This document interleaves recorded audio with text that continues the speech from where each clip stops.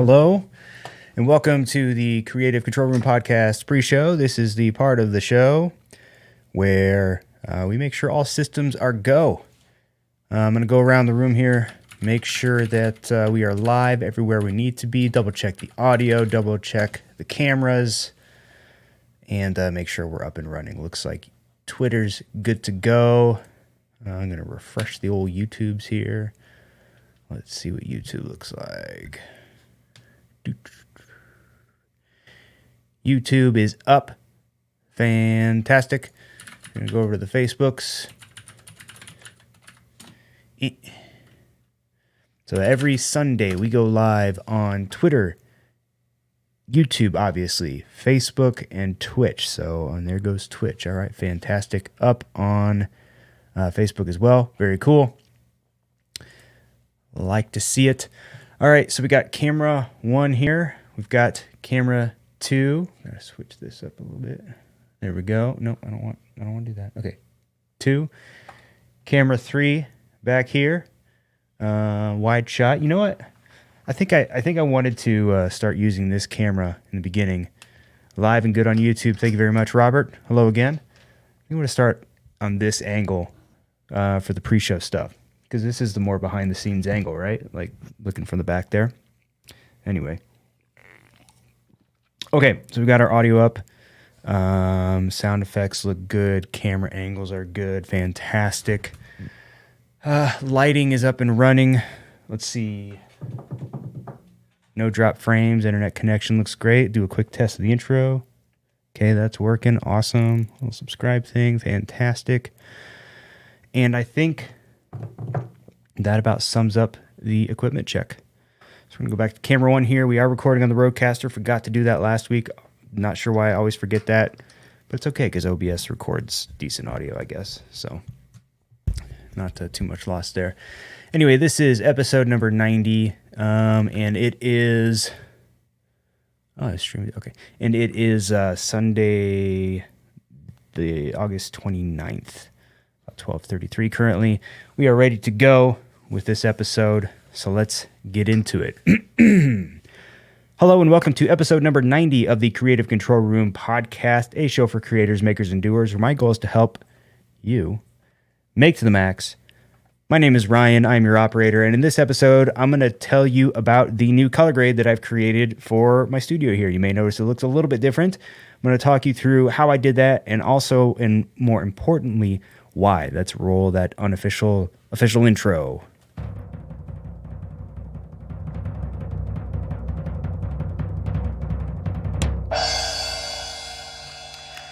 Hello, welcome to the show. Thank you for being here. I am your operator, Ryan Hafey. This is the Creative Control Room Podcast.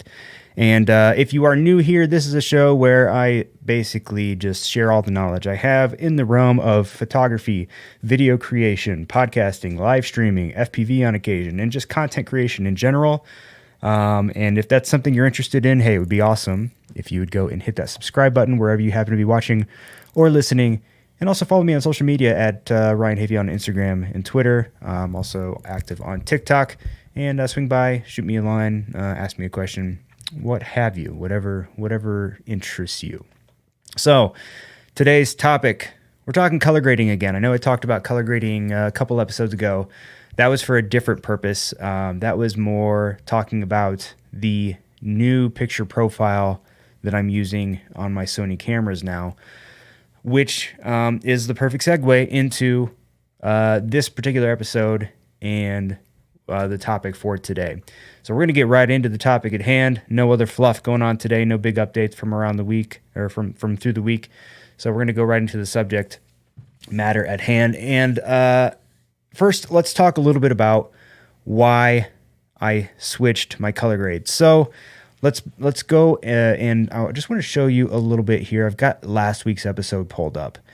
Now, for a little bit of context, typically speaking, when I do these podcasts, not typically, basically all the time, I am outputting a signal from all of my cameras, and they are going into this device here, which is an A10 mini switcher board, and then from there they go into the computer where they are fed into OBS, Open Broadcaster Software, and within OBS, I apply a filter to that video feed. It acts just like a LUT or like a color grade. And then that applies to the video before it goes onto YouTube or whatever other streaming platforms that I'm streaming to. Now, the color grade that I was using previously was fine, but it didn't have a whole lot of dynamic range. The picture profile that I was using was, I think it was just the movie picture profile with cinema colors. And that's okay if you're looking for a decent quality picture coming directly out of camera, but there's not a whole lot of dynamic range in that. And that dynamic range is essentially your camera's ability to capture the brightest and the darkest parts of an image without losing image quality. So what happens when you use a lot of these really high contrast picture profiles is kind of get all this, the picture out of camera is very high contrast, but then as a result, you don't get a lot of flexibility when it comes to tweaking those highlights and those dark areas quite as much. Versus, let's say, using like a log type picture profile where it's much less contrast. A lot of the image data is stored in a low contrast form, and it kind of gives you the ability to really a lot more flexibility in your color grade to kind of stretch that out. Versus if everything's kind of baked in a high contrast picture profile. Think of it kind of, it's not exactly like this, but it's kind of akin to editing a JPEG over editing in RAW if you're a photographer, for example. So I was okay with the previous color grade that I had for a while, but there was one major thing about it that was really driving me nuts. And I'll open this view up here. So this is last week's episode, and I'll try to scrub through and show you exactly what I'm talking about. So take a look at my hand, and you can kind of see how the highlights are there. This is an example of how that dynamic range kind of breaks down after, when you change your lighting situation, even just a little bit. So check this out. So you can kind of see as I get my hand closer to the light in some cases. I thought I had a better spot picked out here, but I'm trying to look for a spot where maybe my hand is kind of sticking out. You can kind of see it here. You see how the closer that I get my hand to my light source, which is really not that far away, like as I extend my hand here now, let me go to this one here. As I extend my hand here now, the light source is maybe another foot and a half away from me. It's not very far. But because the dynamic range is so bad on this, when you get closer, those highlights instantly clip. And there will be parts where my hand just looks completely blown out, and it's only because I've moved a few inches closer to the light source. So I've been wanting to change that, and I've been wanting to change it. I've been wanting to try using the picture profile that I've been using with my primary camera lately, which I talked about a couple episodes ago, and that is S-Log2 with the ITU 709 matrix color mode. So again, a little bit more context when it comes to S-Log. A lot of these Sony mirrorless cameras, like the A6500 and the A7 III, are 8-bit cameras. So that versus kind of what everybody, what's coming out in the newer cameras and what everybody looks for is the 10-bit, because there's a lot more data that you can collect when you're shooting in 10-bit, and thus you have a lot more flexibility in color grading to get the colors that you want. And that applies to S-Log2 as well. S-Log2 has a little bit more contrast than, say, S-Log3, so it's a little bit more stable. And with the ITU 709 matrix color mode, it keeps a little bit of that saturation within, because that was kind of the big thing for a lot of people shooting in log, is that it is because it's so low contrast and so desaturated, it makes it difficult to pull out accurate colors when you're shooting in 8-bit. There's just not enough color detail and color information in there to really get those colors truly accurate.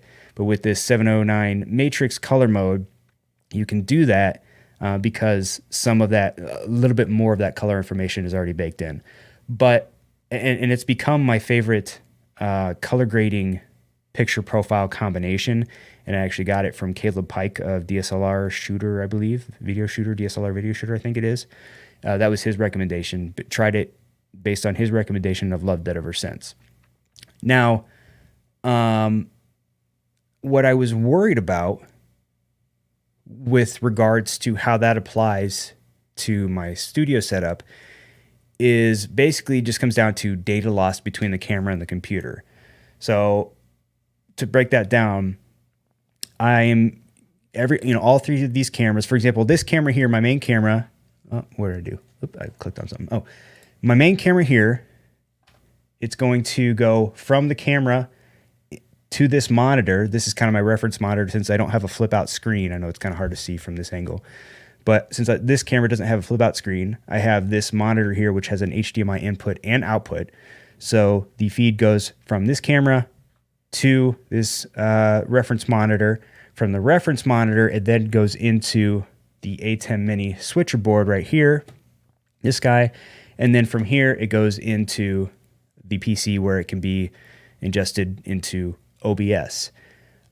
My thought was that in doing that, I would possibly lose some data along the way. Maybe the quality of the video feed would have degraded a little bit because also the A10 Mini is going to conform whatever signals. Like for example, I'm bringing in 4K signals into the A10 Mini, and then the A10 Mini scales it down to 1080p.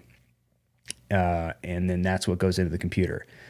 So I was worried that I would lose too much data in that transfer. And then, if you combine that with a log picture profile, I was worried that if I tried to make a color grade, create a LUT and then apply it within OBS, that would, it just wouldn't work. The picture would break down a little bit.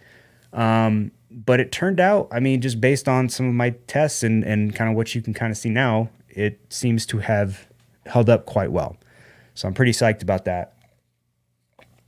So yeah, S-Log2 ITU 709 matrix is the picture profile I'm using. And actually, I'll show you here. Let's see. I'll show you kind of the before and after. So let me open up my filters. And if I turn these, I have the LUT filter that I created and then another color correction filter within OBS. You can kind of see that here. You'll get that mirror and mirror effect. Actually, I could probably bring it. There we go. Is that a little bit better, I think? Yes, no? So these are the old ones. I just haven't removed them yet. But so there's this color correction layer, which just kind of fine tunes the LUT that I created, because I find that the LUT, a LUT that you create, like in my case in Premiere, doesn't exactly translate 100% into OBS. So it requires a little bit of tweaking. But so this is what it looks like obviously now. And then I'll come out. There we go. Come out to here.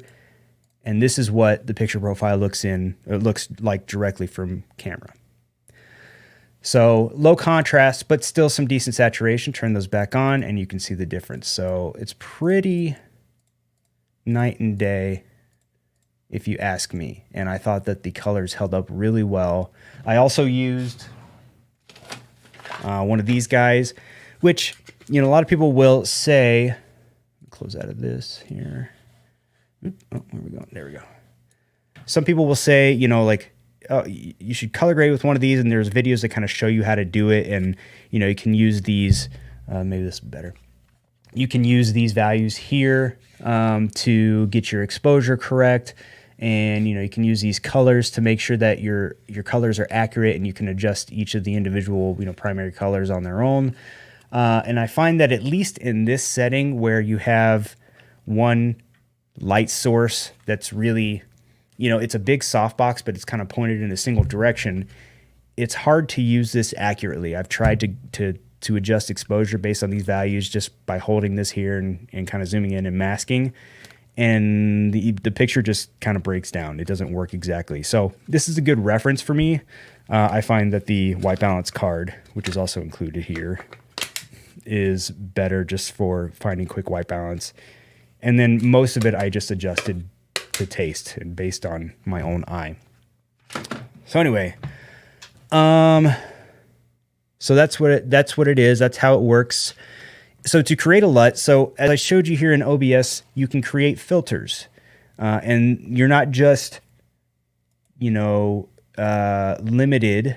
pulling the filters back up here. You're not only limited to the filters, to video filters. There are tons of different filters. This happens to be the filter that I apply for my video capture device, and these are the options that you're given when it comes to. Oh, you can't even see that, can you? Yeah, I'll zoom out here. Hold on. There we go. Kind of hard to see, but you get, apply LUT, chroma key, color correction, blah blah blah blah blah, etc. There's a number of different filters that you can apply. So, basically, what you want to do to start is just record a clip, open OBS, turn off any filters that you currently have, and just using whatever outbound picture profile or whatever, just basically record a raw clip into OBS with no filters or any grades applied, just like you normally would. Then take that recording, pop it into Premiere Pro or whichever video editing software you happen to use, as long as that video editing software gives you the ability to export a LUT. So in Premiere Pro, which is what I use, you can put in some footage, you can create a color grade with Lumetri, and then you can export that Lumetri as a .cube file, which is kind of like the most common style of LUT or lookup table, as they're referred to. And now one thing to keep in mind when it comes to creating LUTs and color grades within Premiere is you can't, at least is from what I've tried a couple things, but you can't stack multiple Lumetri effects in your effects panel and then combine those to export one .cube file. You have to do all of your color grading within that one Lumetri color effect, and you can export that as a LUT. Now, in theory, you could technically export multiple LUTs. So if you layer your Lumetri color effects in Premiere, in theory, and I have not tested this, or if I have, it's been a while, but in theory, you should be able to export a LUT and then export one LUT basically for each instance of that Lumetri color effect, and then stack them within OBS, because you're already stacking them in Premiere as you're editing them. So you should, in theory, you'd just be applying a LUT applying to another LUT. You may experience some quality loss over time in doing that. I could be wrong. I don't know enough about the technical side of that, but in theory, it seems like that would be possible.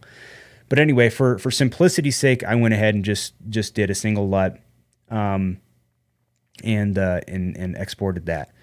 So another pro tip when it comes to this, though, because what you're seeing now is actually the second iteration of this color grade, because the first one I did, I wasn't 100% happy with and had to go back and change it, but I didn't save a preset, so I couldn't just make small changes. I could have opened Premiere Pro, applied the LUT that I had created previously, and tweak it. The problem with that is that when you apply a LUT, it's not the same as a preset. If you save a color grade preset in Premiere, it'll show, the changes you've made on all the different sliders. But if you apply a LUT, it doesn't do that. So a pro tip, if you do want to do this and you kind of want to be able to go back and forth and maybe you realize, I want these colors to look a little bit different, you can go back in Premiere and reapply the preset, the color grade preset that you created to your footage, tweak it there, re-export a new LUT from that, and you'll be good to go. So yeah, pro tip. What else? So yeah, then you export it as a .cube file, save that in a place where you'll remember that it is, so that OBS can open it up. And then, yeah, so you would just then, I'll do this from scratch here. So we're going back to no color grade, going to go here, and I'll bring this up as high as I can. I'm going to click the plus here, and this top option, Apply LUT. You're going to click on that. You can give it whatever title you want. I'm just going to keep it as is. Browse through here, and actually these are instances of old LUTs that I tried to create. Before OBS allowed you to import .cube files, you had to do kind of this workaround way of applying a LUT, and it had to be saved as like a PNG. No need to do that anymore, so these are outdated. But in my case, where did I save it? I think I saved it here. Yeah. So then I would go here, click OK, and now this new LUT is created. And if I turn it off, that's what it looks like. Turn it back on. There we go. So you can see the difference between both of those. So it's super easy to apply. And then again, if you want to apply some kind of, you can't, it's just off screen here, but there's another option for color correction. Let's say if it's maybe not as bright as you would like, you could go in here, you could change, tweak the gamma a little bit, tweak the contrast. Maybe you want more, maybe you want less, whatever it may be. But a lot of different flexibility. Also, I'm going to turn that one off. If I go back to this LUT here, if you find that the LUT that you've created is too intense and you want to bring it back a little bit, you can do that just by moving this slider here. You can see the difference between 100% and 0. So that's how I did it. I'm very happy with how it came out. Let's turn these back on. Very good. Very happy with how these came out. Where'd I go? Where did I go? There we are. Turn that off. Perfect. So yeah, what do you think? I'd like to know, Robert, if you're still on. Let me know what you think of the color grade. But again, like if you compare it to the other video, yes, of course it gets brighter because my hand's closer to a light source, but it doesn't look like it's blowing out my skin tones, and I can get closer without it being a big concern and just looking off. You know what I mean? So that's it. Wow, this was a fast one today. Got through that a little bit faster than I thought. But I hope that was helpful to someone. And if it was, you know what to do. Hit that subscribe button wherever you happen to be watching or listening, and follow me on social media as well, at Ryan Hafey on Instagram and Twitter. Feel free to swing by, ask me a question, just say what's up, whatever you're into, and let's have a conversation. But for now, I'm going to go ahead and call this one done. So until next time, keep on creating, making, and doing. We will see you in the next one. Bye-bye.